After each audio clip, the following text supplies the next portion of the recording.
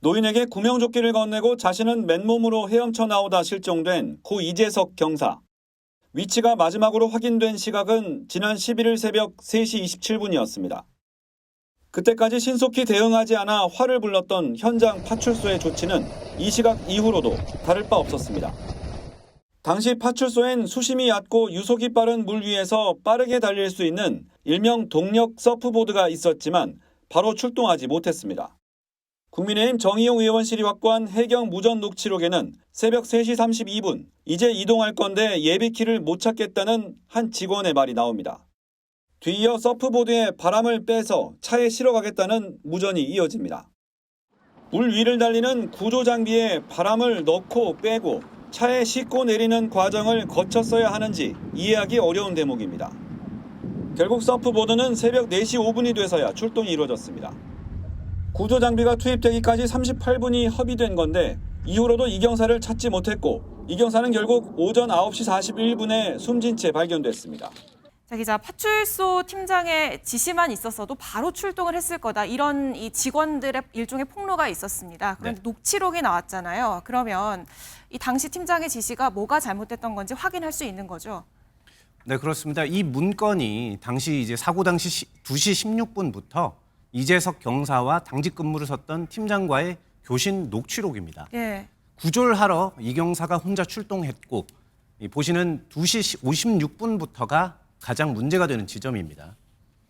이 경사가 물이 제 허리 정도 차고 있습니다. 지금이라고 말을 합니다. 그러자 팀장은 신속히 이탈하라고 말하고 이 경사는 구명조끼 보빈, 그러니까 조끼를 자동으로 부풀리게 하는 부품을 터뜨려서 구조자를 이동시키도록 하겠습니다 하고 답합니다. 근데 이게 마지막 무전 대화 내용이었습니다. 물론 출동 초기에 팀장이 혼자서 되겠느냐 지원 보내줄까라고 물었고 이재석 경사가 물이 차고 있어서 필요할 것 같긴 한데 일단 한번 가보겠다라고 답을 하긴 합니다. 하지만 앞서 보셨듯이 허리까지 차올랐다 이 말이 나왔을 때는 위험할 수도 있다는 판단을 팀장이 하고 비상벨을 눌러서 지원 인력을 전원 출동시켜야 했는데 이 지점이 아니랬다 이런 지적이 나옵니다. 그렇네요. 실제로 저희가 현장 인근 주민들을 취재해 보니까 허리까지 차오른 물이 10분 만에도 머리까지 차오르기도 한다 이렇게 말을 했습니다.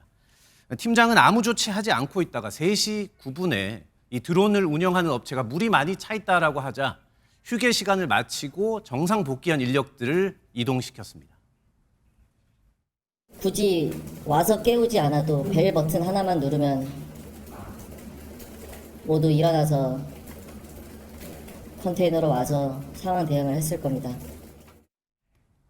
예, 얼마나 위험한 상황인 건지는 경찰들이 가장 잘 알았을 텐데 의문이 남는 지점입니다. 그런데 애초에 혼자서 출동한 것 자체도 문제가 아닙니까?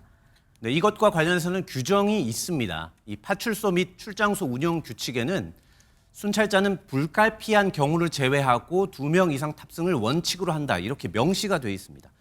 이 경사도 신고를 받고 순찰차를 탔기 때문에 명백한 규정 위반이라고 볼 수 있겠습니다. 예, 그럼 이 경사의 동료들이 또 다른 폭로한 내용, 그러니까 간부들이 함구를 지시했다. 이 내용은 어떻게 봐야 합니까? 네, 함구를 지시한 내용이 뭐냐 이거에 대해서 관심이 쏠리고 있는데 이 파출소장이 이 경사의 동료들에게 이 경사를 영웅 만들어야 되니까 사건 전말에 대해서 기자들이나 유가족이 물어볼 때 대답하지 말라, 서장 지시다라고 한 부분이 문제입니다. 눈물을 흘리며 아무 말 하지 말고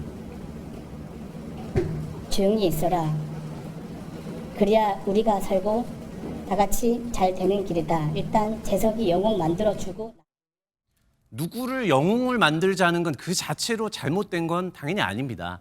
다만 그건 순직한 사람의 조직과 윗사람 조치에 잘못이 없을 때 순수한 작업 중에 일어난 이런 경우를 얘기하는 거겠죠. 그렇죠. 앞서 말한 부분 혼자 출동을 시켰다거나 이후에 지원 인력을 안 보낸 부분 이런 게 여론에 퍼져나가는 걸 해경이 좀 두려워했던 것으로 보입니다. 그걸 뒷받침하는 것이 파출소장이 동료들에게 저 말을 한 시점이 이재석 경사가 발견되고 응급실로 실려가는 그 시간이었다는 점입니다. 지금 생사가 확실하지도 않은데 영웅을 만들어야겠다는 생각을 한 거 아니겠습니까? 여론의 초점을 영웅화에 집중시켜서 잘못을 좀 감춰야 하지 않을까 이런 생각을 한 것으로 분석이 됩니다. 해양경찰청장은 이미 사의를 밝혔고 인천해경서장과 영흥파출소장, 파출소 팀장 등 3명이 오늘자로 대기 발령됐습니다. 이 3명이 이재명 대통령이 지시한 외부 기관의 조사의 핵심 대상자입니다. 고 이재석 경사의 연결식이 천여 명이 참석한 가운데 어제 인천 해양경찰서에서 거행됐습니다. 영정사진과 관을 든 동료들이 마지막 예우를 다하고 유족들은 오열합니다. 이재석 경사의 순직 소식에 깊은 슬픔과 애도를 표합니다. 이 경사는 지난 11일 인천 영흥도 갯벌에 고립된 중국인 노인을 홀로 구조하다 목숨을 잃었습니다. 이 과정을 두고 진실 은폐 의혹이 일자 이재명 대통령은 독립된 외부 기관이 진상을 엄정히 조사하라고 지시했습니다.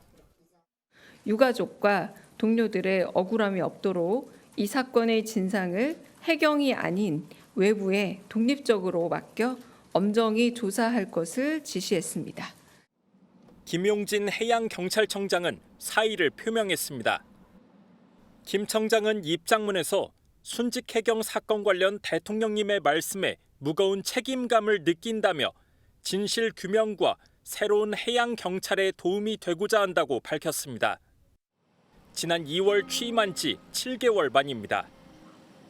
연결식을 마친 이 경사의 유해는 국립서울현충원에 안장됐습니다.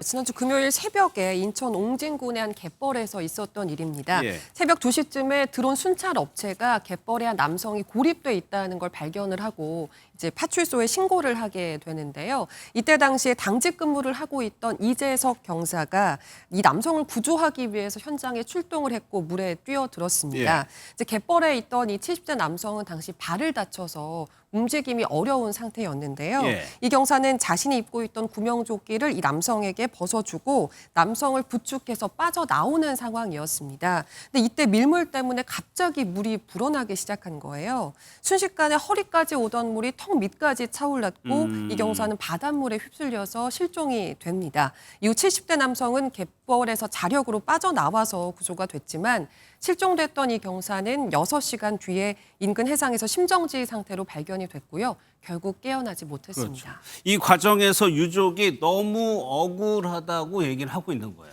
그렇죠. 지금 유족들이 가장 안타까워하는 그 지점은요. 바로 이 경사 혼자 출동을 했던 점입니다. 혼자. 그러니까 예. 순찰차에 혼자 탑승을 하고 결국 구조에도 혼자 나섰던 이 상황을 문제 삼고 있는 건데요.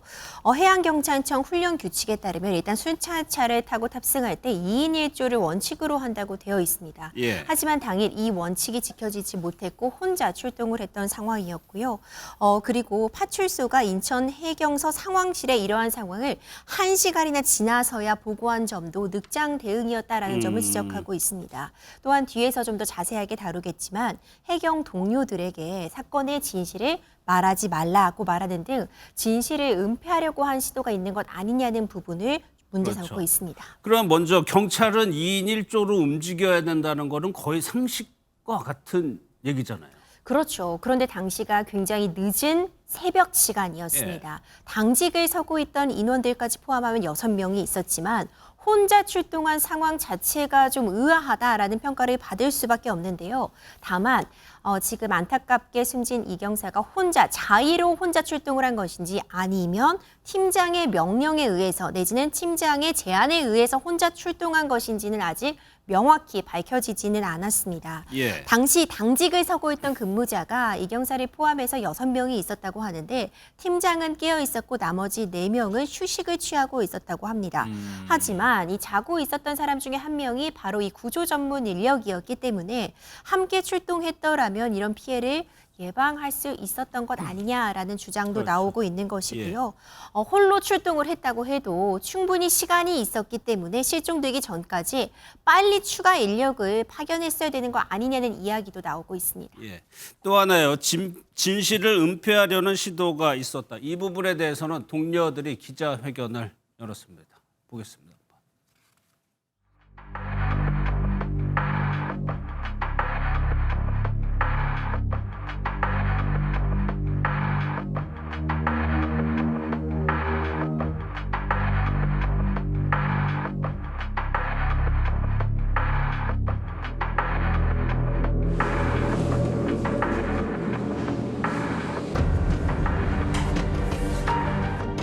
고 이재석 경사를 영웅으로 만들어야 한다.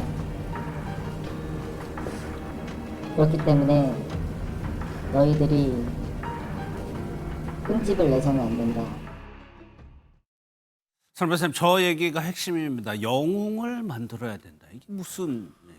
네, 저도 사실은 이해하기가 조금 많이 힘든 그리고 상당히 좀 황당한 그런 이야기인 것 같습니다. 우선 해경 동료들이 밝힌 내용들을 조금 짚어보자면 이제 오늘 아침 장례식장에서 기자회견을 열었다고 합니다. 그리고 보통 때의 그런 근무 상황을 설명을 하는데 예컨대 식사를 하러 갈 때라든가 혹은 편의점을 갈 때도 혼자서 이동하는 경우는 없었다. 그런데 이번 사건과 같은 상황은 처음이었고 이 사건이 발생한 즉시 팀장이 파출소 내에 있는 비상벨을 하나 누르기만 했다라고 한다면 모두가 일어나서 상황에 대응했을 것인데 그렇게 하지 않은 팀장의 행동이 도무지 이해가 되지 않는다라고 말했습니다.